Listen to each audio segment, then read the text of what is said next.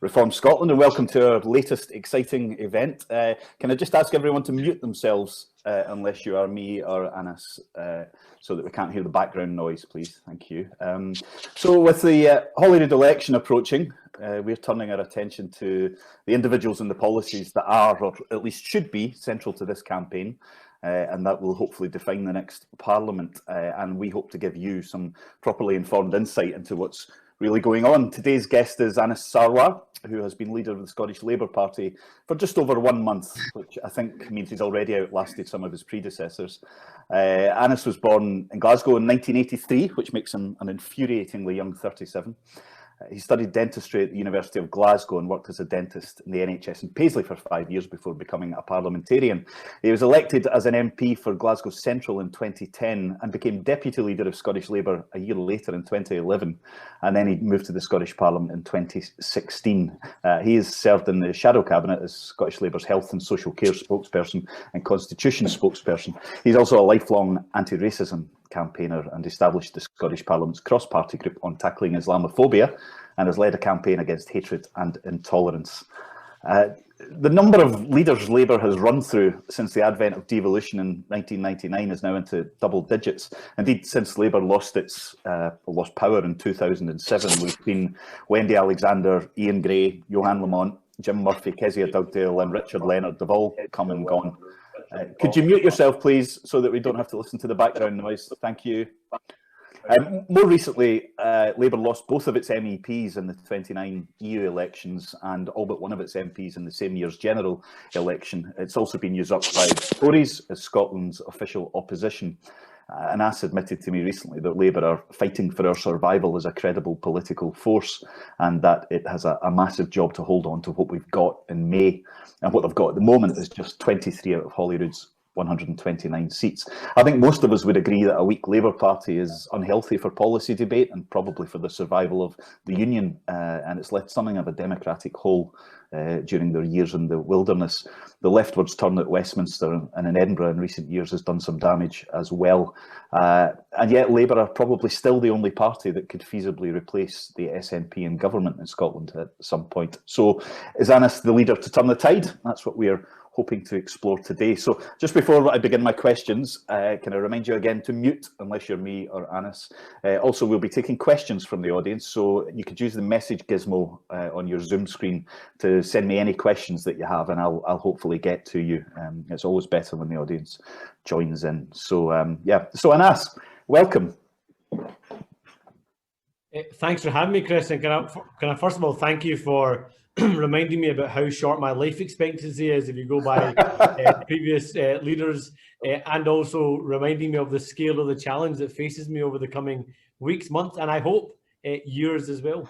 Well, you still have the fresh tinge of youth about you. Well, we'll see how you look in a year. But well, no, I yesterday in the closing of the Scottish Parliament and thanking, each of the leaders does the vote of thanks to the presiding officer and recognises those MSPs that are retiring. And I made a special thank you to all those that were retiring MSPs from the 99 group and reminded them that they were elected when I was still at school and not old enough to vote. And I turned and the First Minister was glaring at me, having been a 99er herself. And I said, look, it's like the First Minister's glaring at me. I imagine that's a glare I'm going to see a lot over the coming weeks. You'll need to get used to it. I'm sure you'll see that in the TV debates as well. So listen, you say that, you said to me when I interviewed you for the New Statesman that Labour is fighting for our survival as a credible political force. Do you really see it as bleakly as that? Yeah, look, I'm not naive about the scale of the challenge. 3 days before I became leader, we were polling at 14% in the opinion polls. If that was to be replicated on the 6th of May, that would mean we would have 15 MSPs or less. And to demonstrate how stark that is, Chris, if you get less than 15 MSPs, you lose the right to even ask an FMQ every week. So that's how serious the scale of the challenge was. And the way I see this project, and it is a long-term project, is 4 phases. Phase 1, survival. Phase 2, relevance, relevant to the lives of people of Scotland, projecting the future of Scotland, not just talking about our past. Phase 3 is credible opposition, and phase 4 is credible alternative. Now, I don't think I rate myself, but I don't rate myself that highly that I think we can do all 4 of those stages in the 10 weeks, the 4 weeks that I've had since being leader and the 6 weeks of this election campaign. But I honestly think between now and the 6th of May, we can complete 3 out of those 4 phases. So one, getting the Labour Party off its knees onto the pitch again. And I think hopefully we've managed to do that. There is a sense that the Labour Party is back again and people can feel confident that it has a future.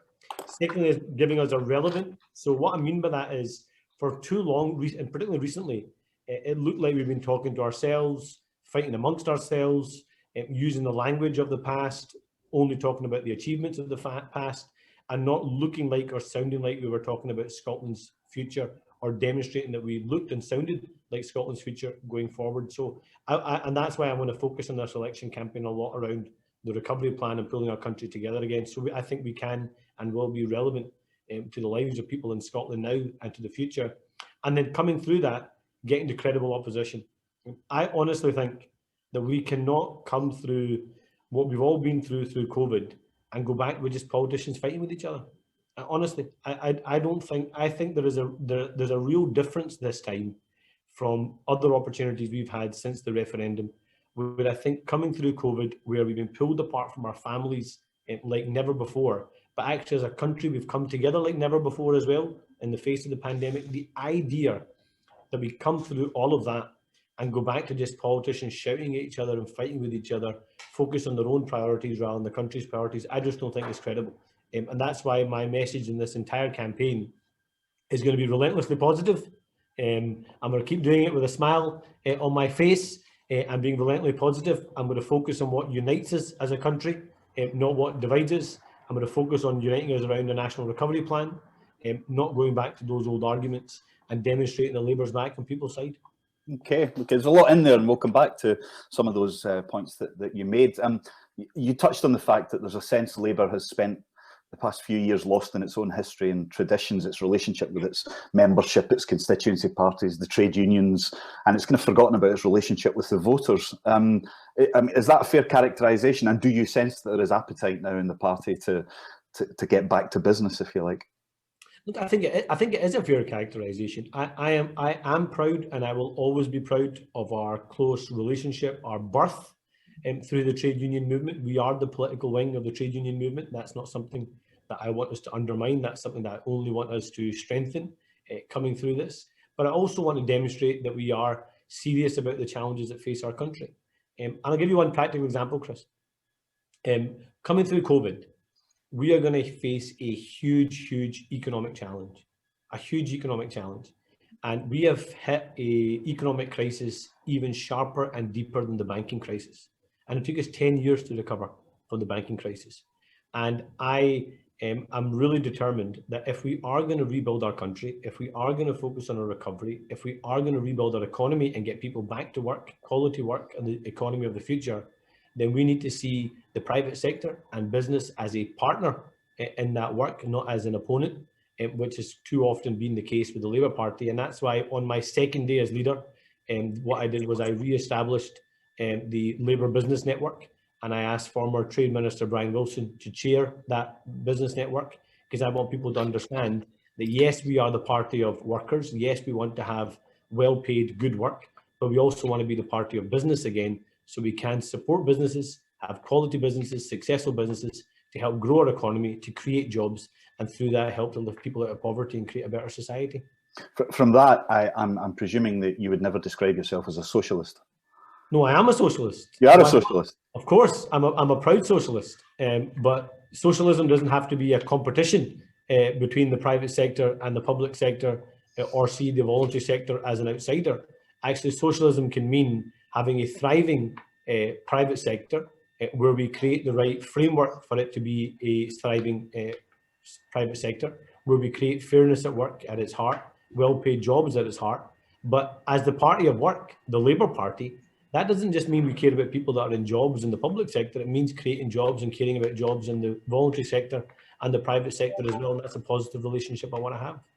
Okay, it's fair to say maybe that in your early years in politics, you were seen as something of a I use the phrase machine politician, but you got in, you moved up the poll quite quickly, you played the game, and promotion came quite quickly and easily. But in recent years, I think there's been a definite change. I've heard others saying that to me as well, in the way that you've approached politics and how you've presented yourself publicly. Could you reflect a bit on that for us?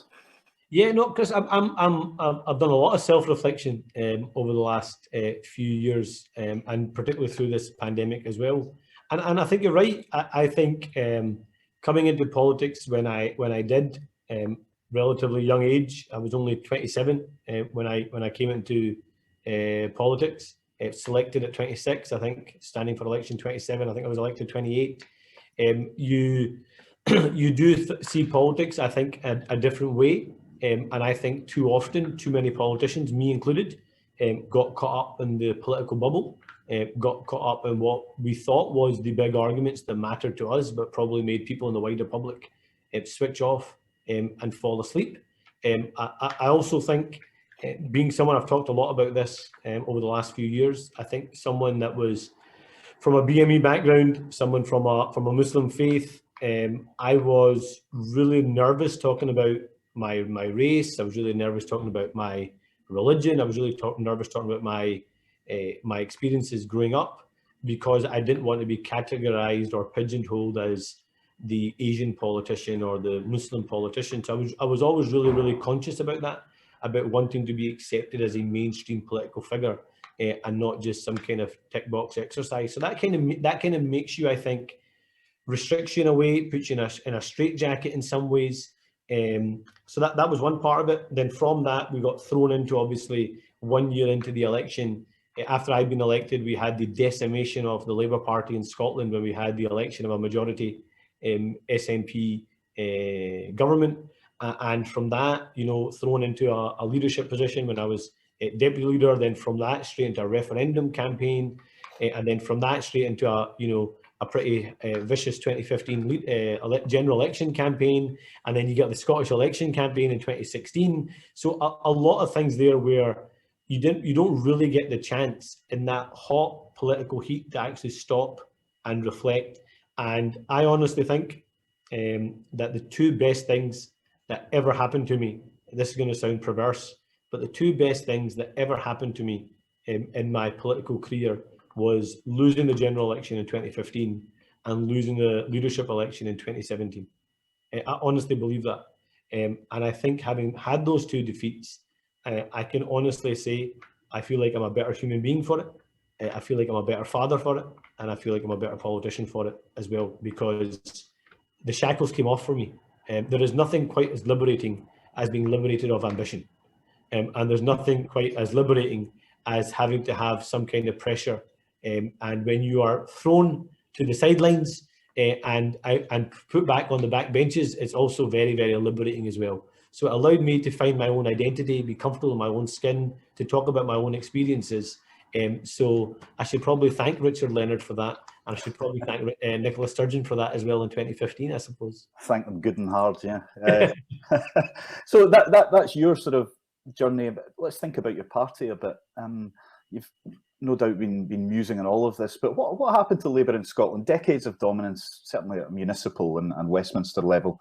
Then you get 8 years at Holyrood and you get turfed out for what will probably be 2 decades at least. What in your mind went wrong, and why has it taken so long and been so hard to turn things around?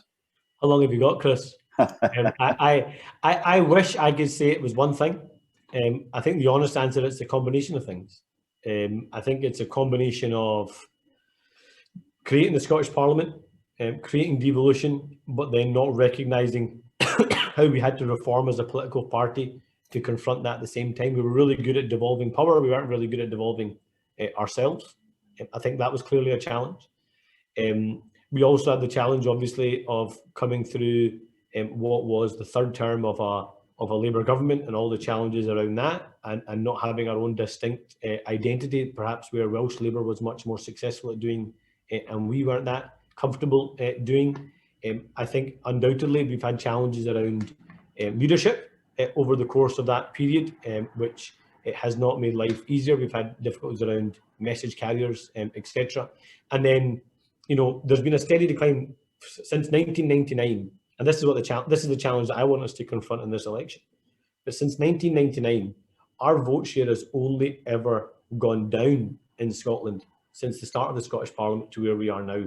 And I think what we saw in recent times was an acceleration of that downfall rather than a reversal of that downfall.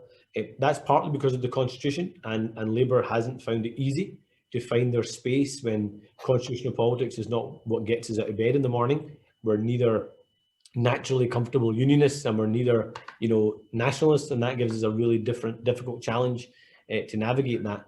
And we just not, as I say, not had that message and that clarity over that period of time.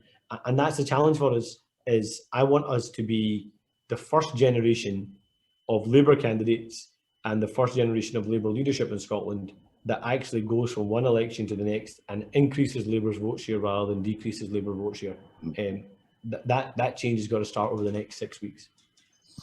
I don't want to spend all our time on the Constitution, but obviously it is going to be a big part of the story, and it's a big part of this election and probably the years ahead. So, as you say, it's been an uncomfortable ride for Labour. The SNP are in favour of independence, the Tories are dead against, and Labour have been caught somewhere in the middle, not really wanting to talk about and trying maybe to keep a bit of both sides happy because you have voters on both sides of the equation.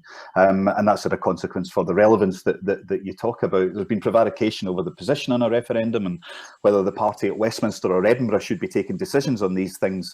So thinking about that now, how would you describe your position on a referendum? Because it's obviously, there's a good chance we'll be confronted with it. Yeah, look, so you're going to have, you've seen it today already. The Tories are going to pretend that we're weak on the union, and the SNP is going to want to say that we only care about preserving the union. Let me make it very, very clear. I don't support independence and I don't support a referendum. Full stop.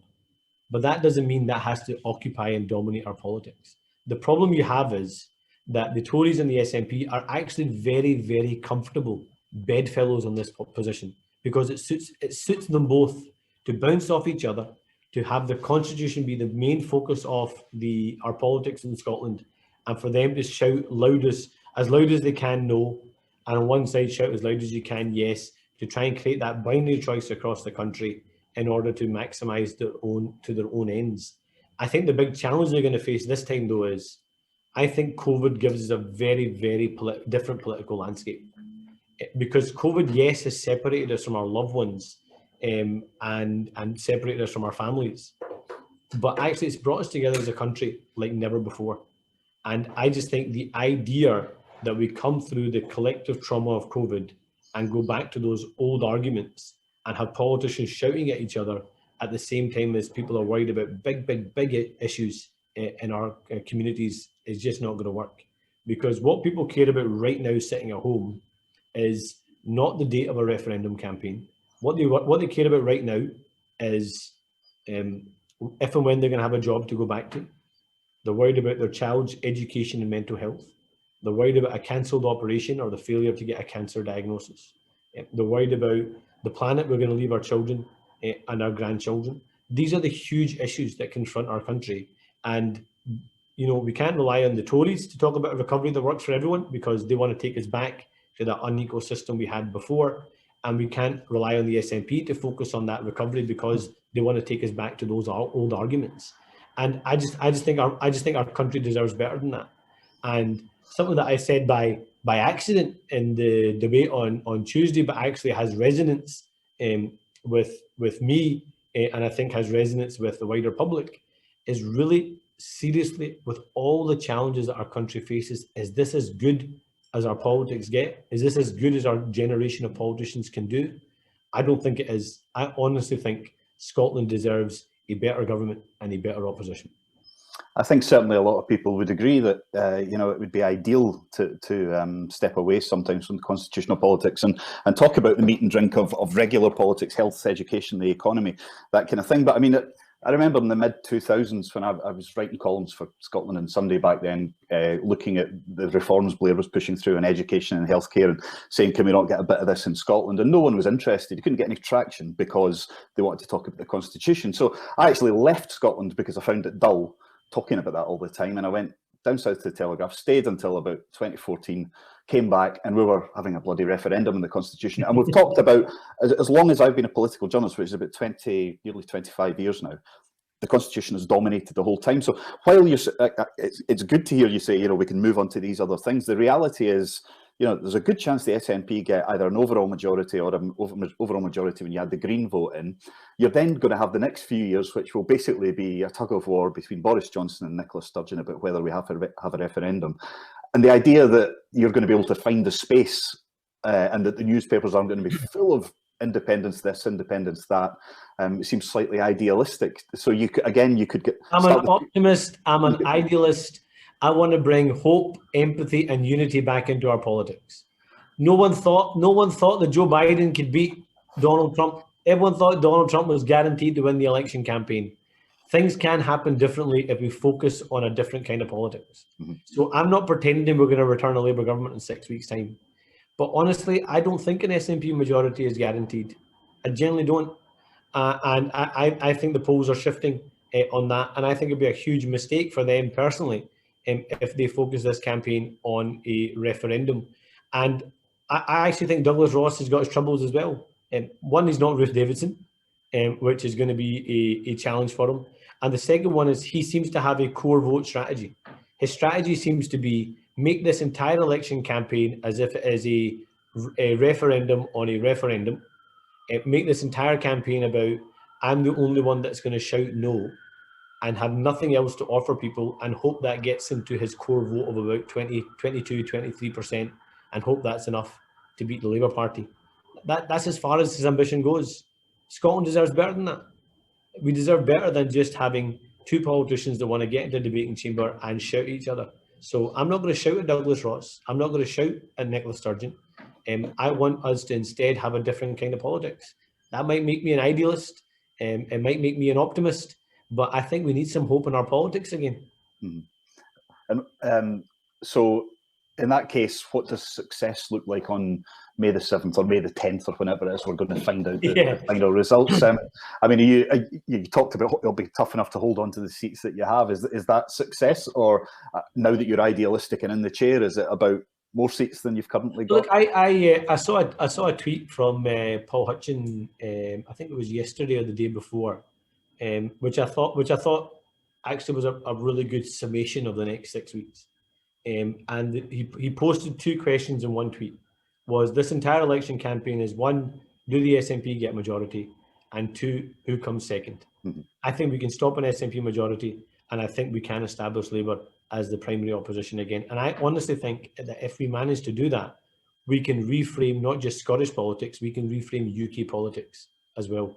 Because if we end up with an SNP majority, Parliament, and the Tories in second place, that is going to shake UK politics and have the Constitution and independence and the future of the UK be dominating UK politics for the next 4 to 5 years. I want us to change that. So I want us to be able to reshape our politics. It's a big ask, it's a huge challenge, but we've got to be bold, we've got to be confident. So yes, I want us to hold on to what we've got, but I want us to see if we can try and make progress as well. Holding on to what we've got based on 14% would be seen as huge progress. But I hope we made a running start. I want us to keep running for the next 6 weeks.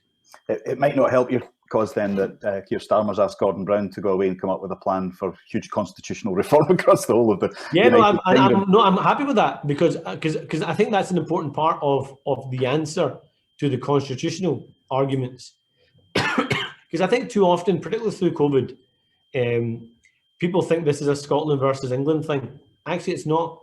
If you look at the reaction of Andy Burnham, if you look at the reaction of Mark Drakeford, if you look at the reaction of Steve Rotherham, I think if you're sitting in Liverpool, Birmingham, Manchester, Cardiff, I think you feel just as disconnected from Boris Johnson, Westminster and the Tories as we do sitting in Scotland. So I think we do need fundamental reform of the UK, but I would caveat it with two things.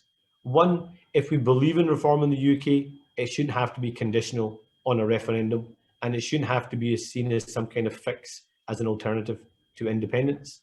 And the second one is, it's got to be a key part of our recovery. So if we are going to have a recovery that works for everyone and a recovery that works for every part of the UK, that means pushing power and money and resource out from Westminster into the nations and regions, and crucially out from Holyrood to local communities across the country as well. Because if this recovery becomes a central belt recovery, a west of Scotland recovery, or an east coast recovery, we fail communities right across the country. It has got to be an urban, rural, coastal, island community recovery if we are going to make it work. And that's what we should be focusing our politics on. Okay. Talking about Westminster and the relationship with London has been a source of some intrigue and bother, I think, for Scottish Labour. And we know that when Joanne Lamont resigned, she described it as Scottish Labour as a branch office, which has rather hung around your neck since then. How would you define the relationship today in your dealings with Keir Starmer? Look, I've got a really good relationship with Keir. He was up last week. I could see from his body language, he was naturally more relaxed. To be in Scotland, he was naturally more hopeful about our prospects in Scotland. He agreed wholeheartedly with our message in Scotland for this election campaign. And I've been very clear to him in all my conversations, and I've been very clear in the public as well, that I will work with Keir. I will respect Keir. I want him to be the next Prime Minister. But when it comes to Scotland and it comes to the Scottish Labour Party, I'm the boss, I'm in charge, and I will do what's right for Scotland. And if I disagree with them, I won't be afraid to tell them. I will always fight Scotland's corner. How important do you think a Labour recovery at Westminster is to a Labour recovery in Scotland, and vice versa? Because you could say that the two are reliant on one another. It's really interesting, actually, because my first meeting to the UK PLP, Malcolm's old man was there, so I don't know if he shared the stories with him, but I was quite robust with them, put it that way, and I had a very clear message to them, and I'm happy to repeat that message that I gave them in private. I'm happy to repeat that message to you here as well, Chris. One, I hear a lot about the red wall and the need to build the red wall back to have a Labour government. The first red wall to fall was Scotland. So unless we have a Labour Party functioning in Scotland, able to win again in Scotland, we're not going to have a UK Labour government. That's the first thing. The second thing I said to them was, I published a full-page ad in 17 newspapers on the Monday after I became leader, with an apology to the people of Scotland that they've not had a Labour Party they deserve in recent times, and I'm going to work day and night to change that. That wasn't just an apology on behalf of the Scottish Labour Party, that was an apology on behalf of the UK Labour Party as well, because we haven't been good enough, and that needs to change. The third thing was to say to them that decisions in Scotland would be made in Scotland, and nobody, whether they're a shadow cabinet member or anyone else, can come up to Scotland, particularly at a comedy festival, and try and trash our political policy positions and destroy our election campaigns. I will not let it happen, and it will not be tolerated. And the fourth message was, I understand factionalism, right? I understand the challenges of factionalism that we have in the UK Labour Party. Scotland is a very different position. We've got to stop the Hunger Games in Scotland. The idea that we can keep fighting with each other, playing some kind of factional game, talking amongst ourselves until we've got one person left that can switch the light out and leave is not going to work. That will fail Labour Party members, it will fail Labour Party supporters, it will fail Scotland and the wider UK as well. So if anyone wants to play any factional games, go play them somewhere else. Scotland is not your playground.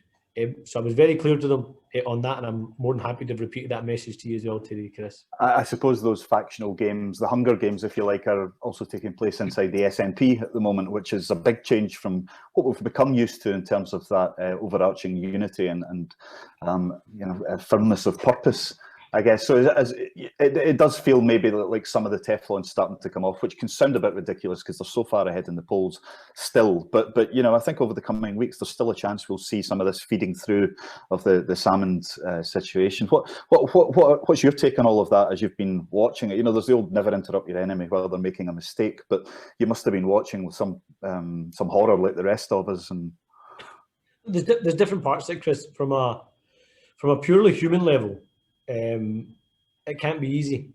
So I have never, in all the time this has been kicking off, I have never had used it as a way of having a go at any members of the SNP, either in public or in private, because on a human level, I can understand how difficult that must be because that was a very, very close political relationship, probably the closest political relationship we've had in Scotland for the last 20 years.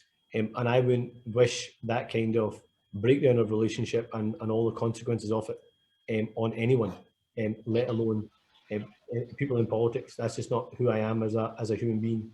The second thing is that I have always approached throughout this as it being an issue of principle.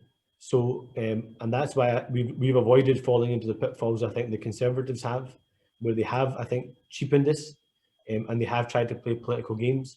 I actually think the way that Douglas Ross has behaved on this actually lowered the bar that Nicola Sturgeon needed to pass rather than heightened the bar she needed to pass, by calling for a resignation before she'd even given evidence, by lodging the motion of no confidence before they'd even published either the Hamilton inquiry or the committee inquiry. So all of that, I think, is completely disgusting and not acceptable. Alongside that, I've got to say, I found the spectacle of the SNP using a harassment inquiry as a recruiting tool to be completely grotesque as well. There are no winners in this situation. Fundamentally, 2 women were failed because of government failure around a harassment policy.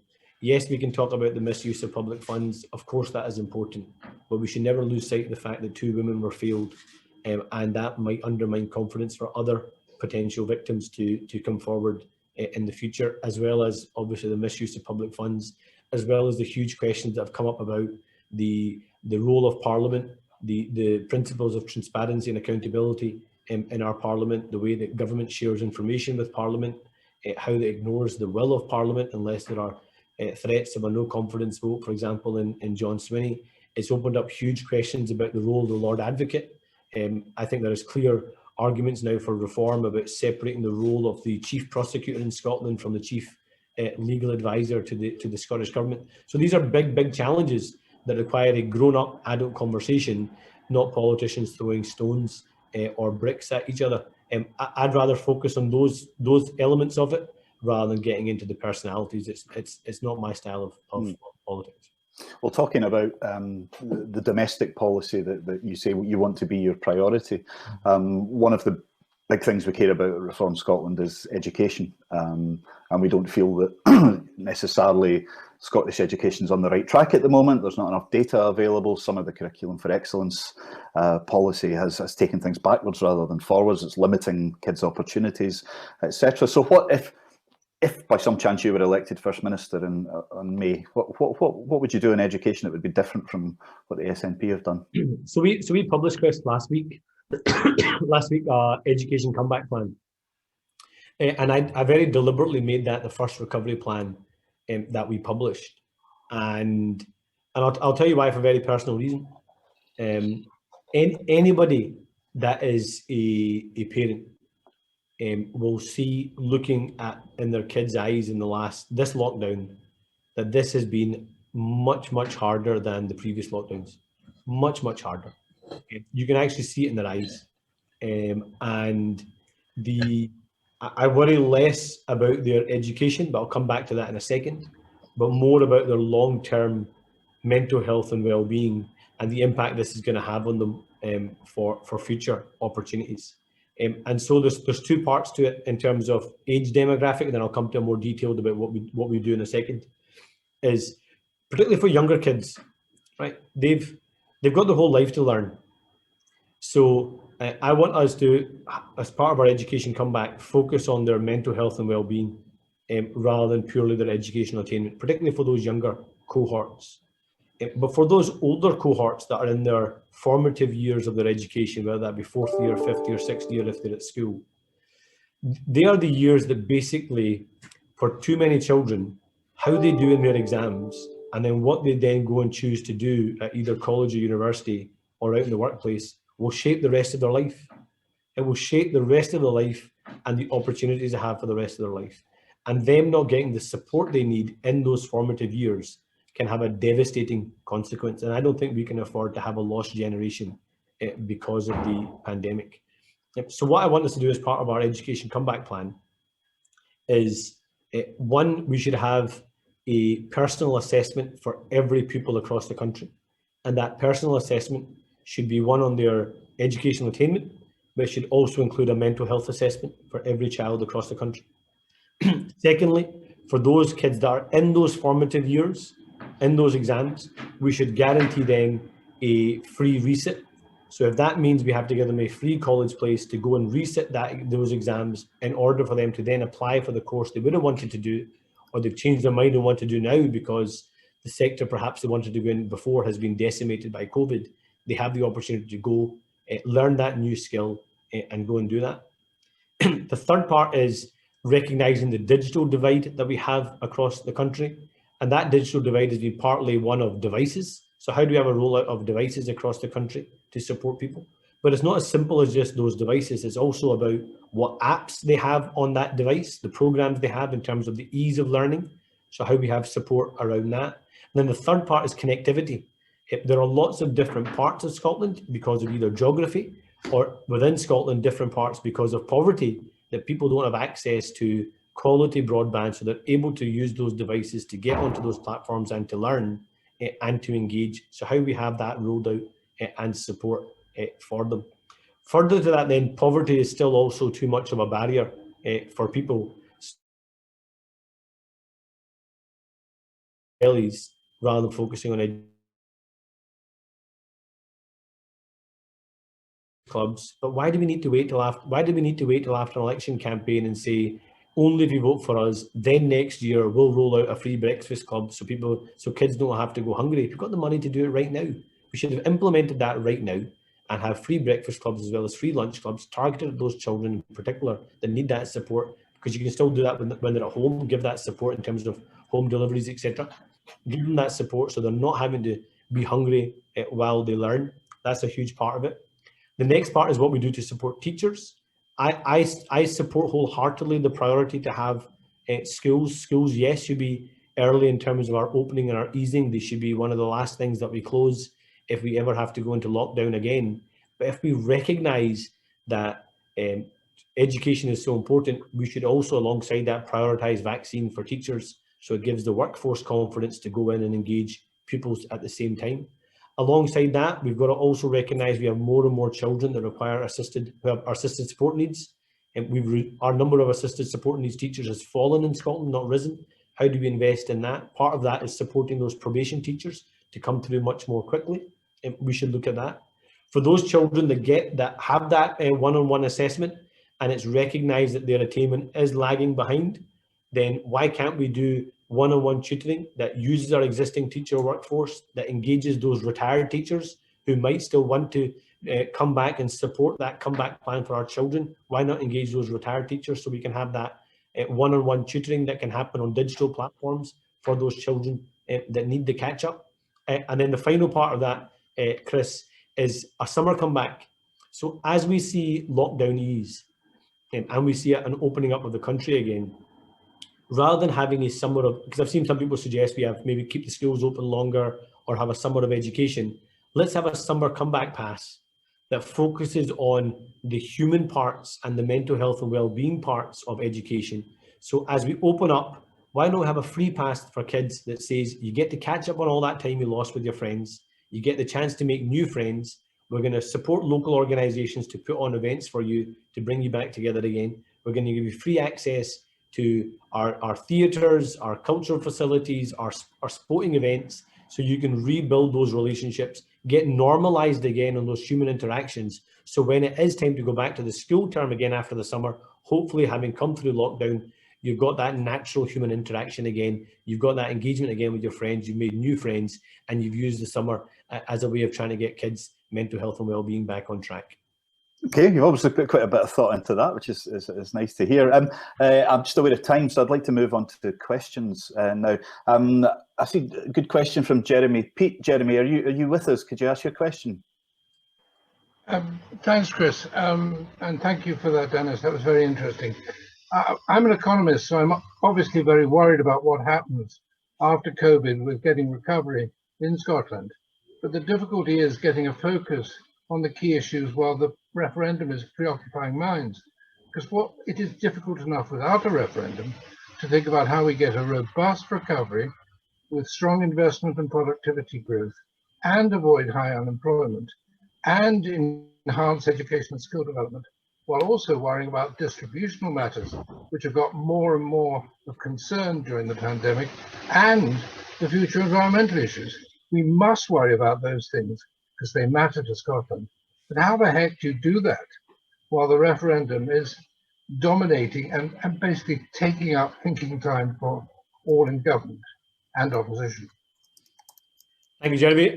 The way we do that is by not having a referendum and making sure we stop an SNP majority and having a Labour opposition that's going to focus our Parliament on those very issues.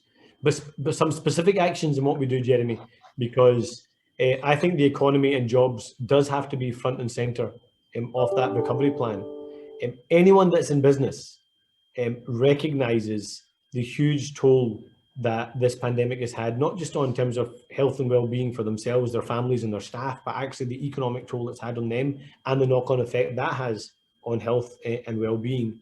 But I also think there's a fundamental disconnect which politicians have, I think, with business, which is we assume that lockdown ends, COVID goes away, the shutters go up, the doors open, we're back to business as usual, everything will be fine.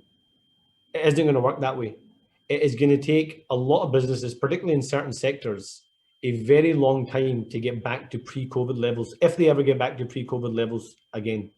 It's going to take time to build confidence again amongst the public, to get them out and about and spend money.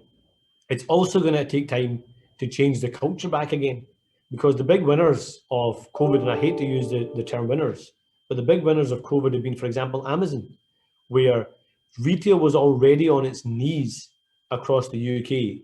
And we have now, because of COVID, made it part of the culture where we look online, buy online, and that is going to decimate our high streets and our town centres, which is going to have a massive impact on our economies. So how do we rebuild that relationship? One, we should have a transition fund for businesses. So let's not have okay, you've got your catch-up payment that you get now, and that's a one-off payment, and then when the lockdown ends, that's it, business support ends. Instead, we should introduce a transition fund. It could be targeted at sectors if we don't want to do it across the board. And what we do with that transition fund is we give tapered support for a business while it transitions back to where it was pre-COVID levels. I think that's one part that needs to be looked at. The second part is certain sectors we'll need to work directly with to give them that extra support to make it work. Third, we need to invest in the workforce and the skills, because so much of what businesses will do and how businesses will operate will change, and having a workforce that's adequately skilled in order to do that is going to be a really big challenge to make that happen. Next, all our development agencies, I would change the focus of our development agencies as well, because far too often I think our development agencies look at projects, identify companies that are likely to succeed anyway, and throw the money and investment at them. I think instead we should be looking at those companies that genuinely need that extra support in the new tech industries, in the green economy of the future, to help create those businesses and to create employment. And then the final part I'll say, Jeremy, because I realise I'm giving far too long answers and Chris is going to get upset with me, is if we are going to talk about recovery that works for everyone, and we are going to make it, as I say, urban, rural, coastal and island communities, the idea that we sitting in Holyrood are going to have all the answers to what the economic needs of the south of Scotland are, or what the economic needs of the islands are, is just not credible. So how do we push out power and fundamentally resources to different parts of the country where people understand their local needs, can invest locally about the sectors that are going to be required to make those communities thrive, to encourage young people to stay in those local communities and not navigate towards cities or navigate down south or navigate abroad, to stay local, to learn local, to study local, to work local, to build businesses local, to bring up families local, to grow old local and retire local.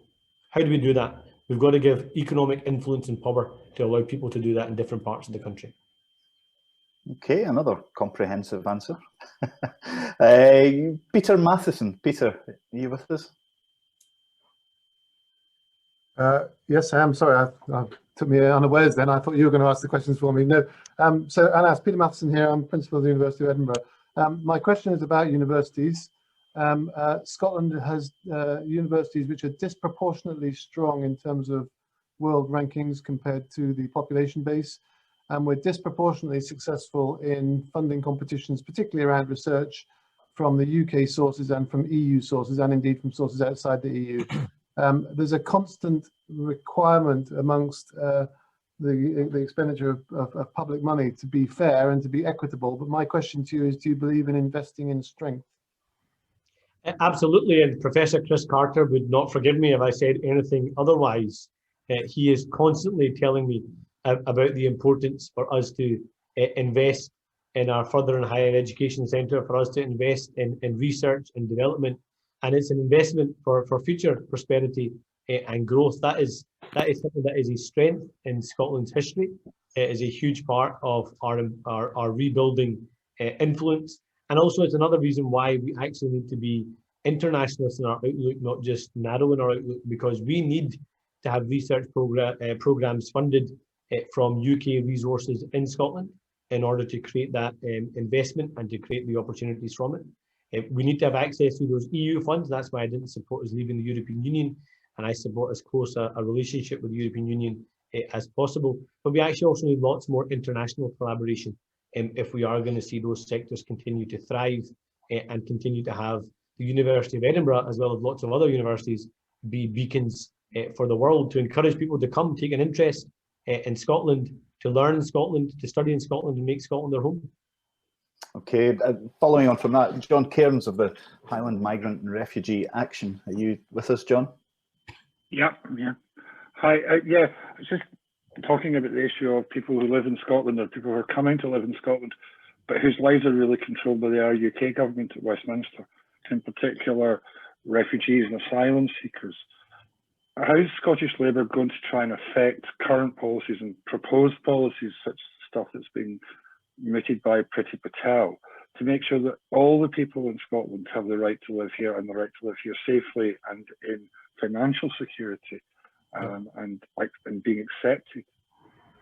Yeah, John, it's a really important question, and I know this from my own work, my own caseload, my own friendships and relationships, and I know this from my own family history. In fact, about the importance. We are a country of migrants, and migrants have got a huge role and contribution in the success of our country, and are going to be a crucial part of the future success of our country as well.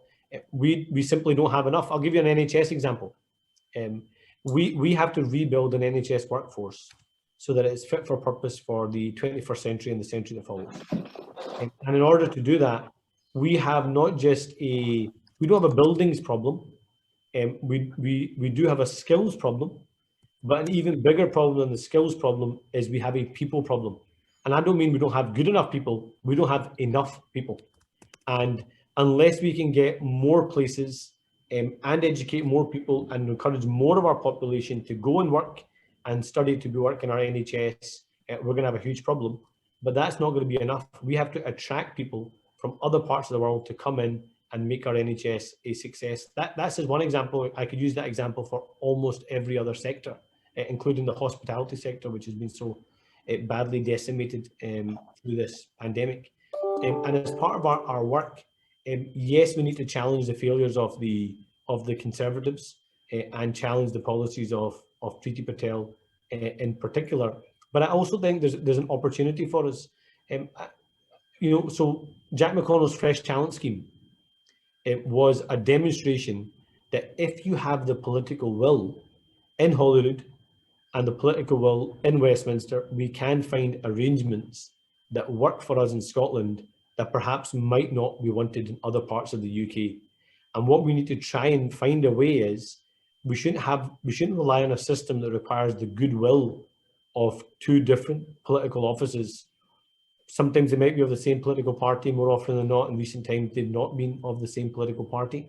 How do we create a system that allows us, no matter who's in power in either Holyrood or in Westminster, that we can have an immigration system that is still largely reserved, but has the ability to be flexible, to recognise the needs that we have in Scotland in terms of our economy, but also recognises the human rights aspect of it, that we want to project as part of our values as Scottish people, and I actually think probably the wider British people as well.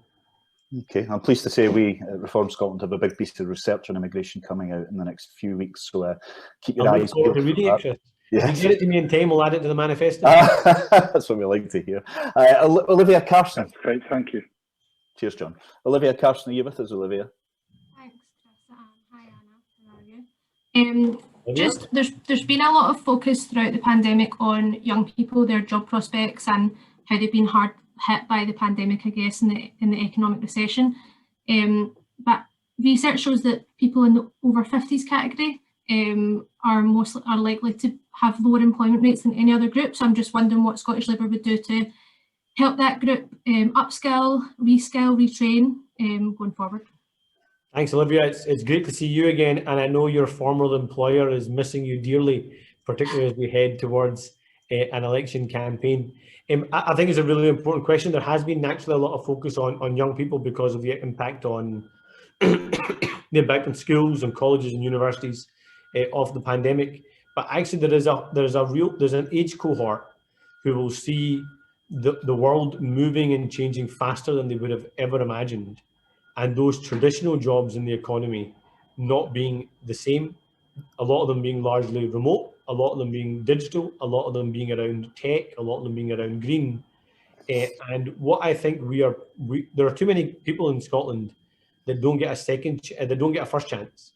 There are too many people in Scotland that don't get a second chance. But actually, there's lots of people in their 40s, 50s, and early 60s who might still want to work, who want a third chance as well. So how do we have tailored support around being able to learn new skills so they can go in and be part of that new economy and be able to thrive themselves and their families? So I think that's going to be a huge part of our what we call is our training fund, our transitional training fund, which is targeted support to those people who have worked in certain sectors that have been particularly affected by the pandemic, who don't have many opportunities going back into that sector, either because the company has gone bust or because that sector has been so badly challenged. How we target support those individuals to learn those new skills and to find employment at the same time. And one of the ways of doing that, I should say, is so one of the ideas we had obviously was the jobs guarantee scheme, and the youth jobs guarantee scheme coming through the banking crisis, which was a 50% funded by the government and 50% funded by the organisation that was going to employ the individual. And they were all voluntary sector, largely voluntary sector schemes, partly public sector bodies and public sector schemes. I don't see any reason why a similar scheme can't be introduced with the private sector, where we say to the private sector, we recognise you've got a challenge coming through COVID. We recognise it's going to take you time to get back to those pre-COVID levels, but you still need more staff in to be able to ramp up the service you provide, to be able to get those customers back and to deliver and get yourselves back to profitability. Why not we have a scheme with you where you pay half the wage and we pay half the wage and get people back into work? If it works in the public sector and voluntary sector, why can't we do it in the private sector as well? Okay, thank you for that. I think we'll get time for 2 more questions. Since you were a little bit late, we'll keep you for slightly longer if that's all right. No problem, I can't say no to you. We've got. I'm going to second. I'll come to A. Packard, who, sorry for not knowing your first name there, but who's got a good question on land use. But first, we're going to go to Malcolm Robertson, who appears to be in some kind of underground nuclear bunker. I was just going to say, if that's Malcolm's office or home office, that looks remarkably good. I'm jealous of it. Yep, well, it's a contentious point because it was a study that my wife created for herself, and I've now been in it for 12 months. So. Trouble. She's not letting him out. Trouble. So it's a bit of a sore one. Anas, it's good to see you, and thanks, Chris, for a great discussion. So I took over just a couple of weeks ago, as chair of street soccer, which means I get to speak to David Duke pretty much every day, which is always a great experience. David started talking to me and to others about the next pandemic, which is the mental health pandemic. So just bringing you back to that bit. One of our observations is that the policy and funding response to mental health is often piecemeal and short term, because quite like other social policy, short term politics demands almost instant evidence of the impact that you're having, when actually we should be having a conversation about what kind of society do we want to create in 50 years' time, or 75, or even 100 years' time.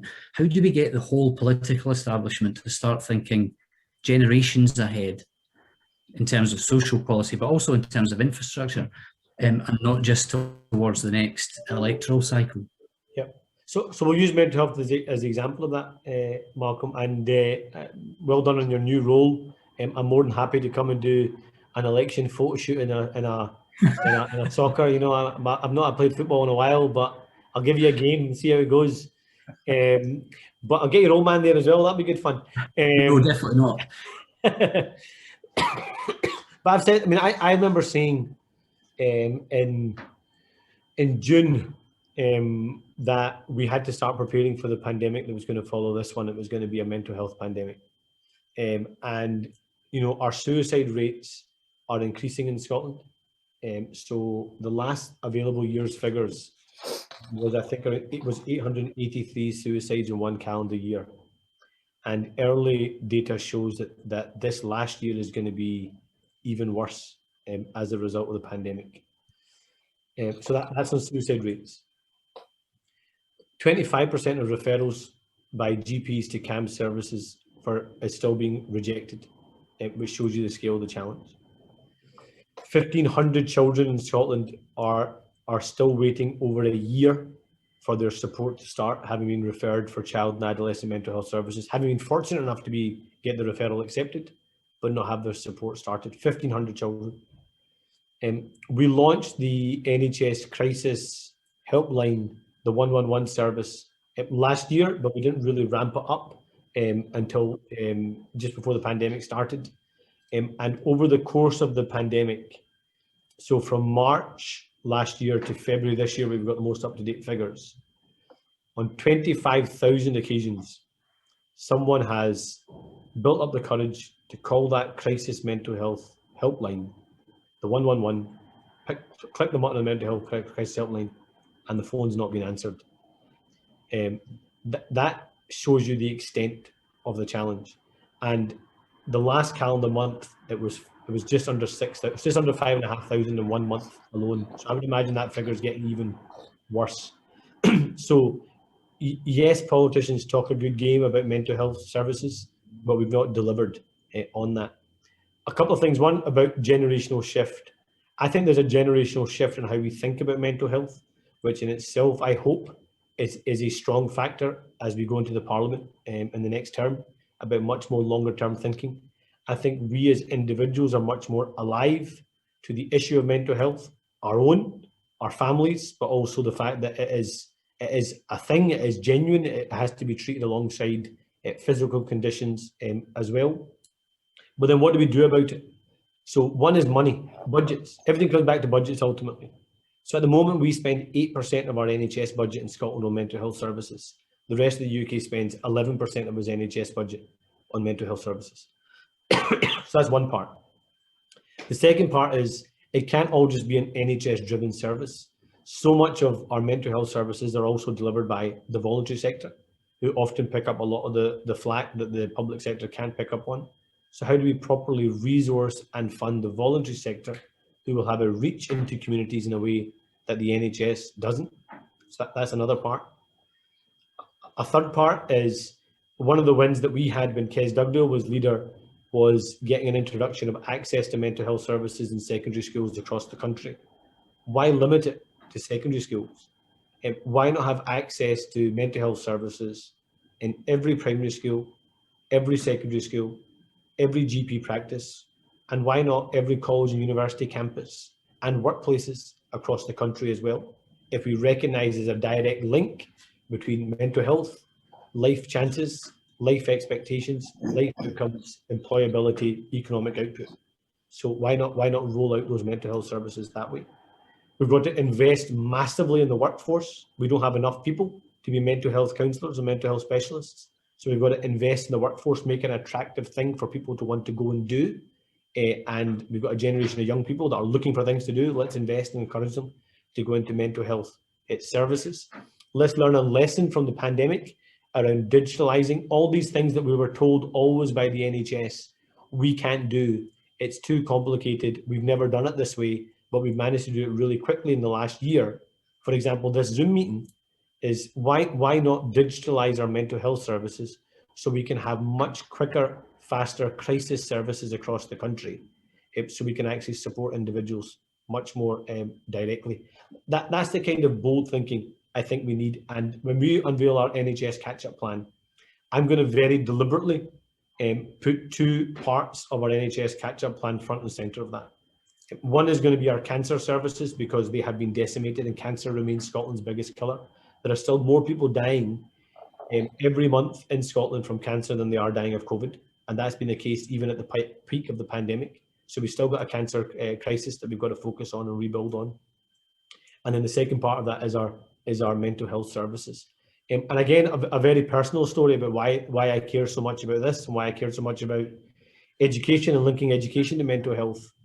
On two occasions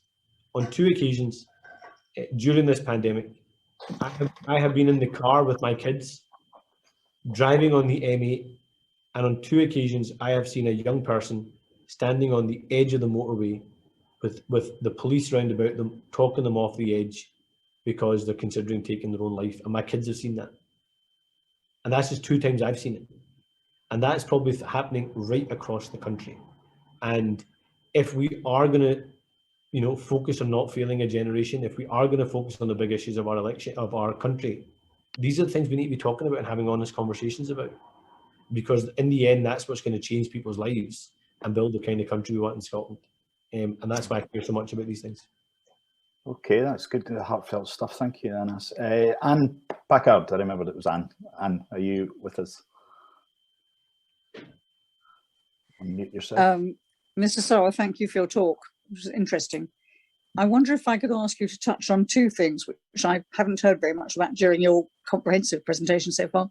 One is about the arts, creative industries and issues of future touring, which affect the sector hugely because it comprises a lot of people who are either macro businesses or self-employed. And the other is, could you please give your view on the Land Use Strategy 3, which is published this week, and also on the regional land use partnerships? Thank you. Well, I'm not going to pretend I've read those 2 strategies, and so I apologise for that, but I will go and do my homework on it and make sure that I'm fully clued up on it. But I think they are a really, really important part, particularly if it goes back to the point we made around having a recovery that works for every part of Scotland, is how we support that recovery in every part of Scotland is going to be really, really important, and pushing that power and access down and resource down is going to be really important. And on the first part of your question was, remind me again what the first part of the question was. Could you touch on recovery of the arts, creative industries, and culture and heritage? Yeah, so and actually, I actually think the arts and cultural part fits in with Malcolm's question around mental health and support as well. I have had so much engagement, particularly with the people involved in the arts and culture in Glasgow, who so much of their work also focuses around that part, around supporting individual communities, support around mental health services, but particularly on the businesses and individuals that are working in the arts sector, largely self-employed, and those self-employed individuals have had very, very little support during this pandemic. They are part of the forgotten people across the country. So how we give them adequate support individually so they have a steady income is going to be really, really important. And then as we see the opening up of our arts and culture again, how we give people confidence to be able to go and visit arts and cultural centres, how they can then have the foot flow, I think is also going to be a really important part of opening up our country, building confidence in our country again, and also restarting our economy. Maybe just recommend to you, Anas, that you also read a recent report by John Glenn on land use strategy post-Brexit, post-CAP. Yes, please do. I apologise. Not an area of I spent the last expertise. week preparing for starting an election campaign, and I've not read those 2 documents. I will correct that wrong after this event, I promise. It's one of my very many. And I will come back and give you a much more informed response, and I promise. Well, I promise you that John's paper gets you thinking quite a lot and makes some interesting suggestions about how we rethink the way we use land and its purpose and who benefits and whatever. So I'd recommend it. I'm going to just give all of those things are coming to sharp focus, haven't they, during the pandemic, where people have got much more respect for the land and environment around about them. That's right. They're thinking about home a lot more. Last question to Chris Carter. Seems appropriate. Thank you, Chris, and thank you, Anas, for a wonderful presentation. Anas, being the leader of the Scottish Labour Party is one of the toughest, if not the toughest job in British politics. So what role models inspire you, and what sort of leader do you aspire to be? Thank you, Chris. And I should out you here, Chris, in the sense that Chris is one of my closest and dearest friends, and has been someone that has given me lots of personal support and encouragement. And I should add, not in the good times. He's been especially kind during the difficult times, when there's been lots of hate directed towards me. He's always been there as someone to give that support and that kindness and generosity. So a genuine thank you, Chris, for that. In terms of heroes, Chris, in terms of political heroes, Nelson Mandela is a huge figure in terms of coming through apartheid.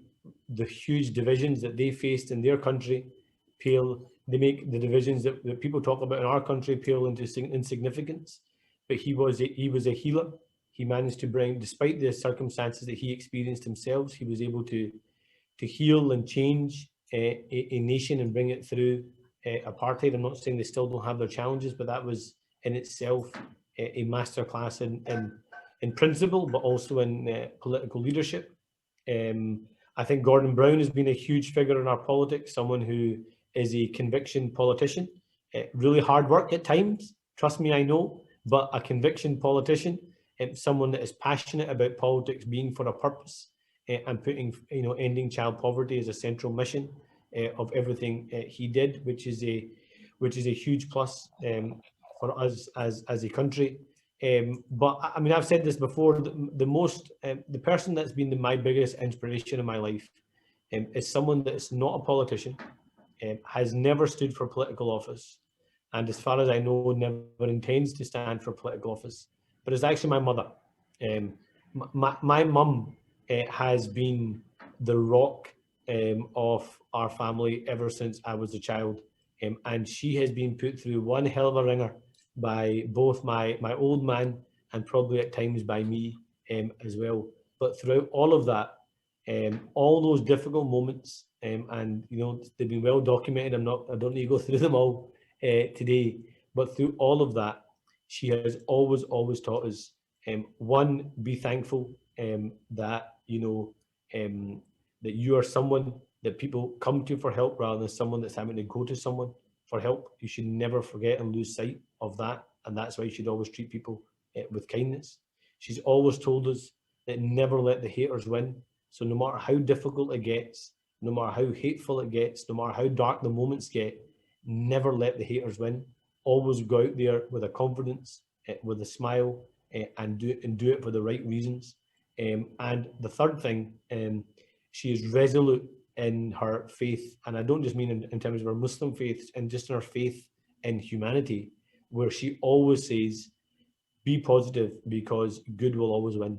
And I honestly believe that, and that's a huge part of my political thinking as well. I do think that people do go naturally to good rather than bad.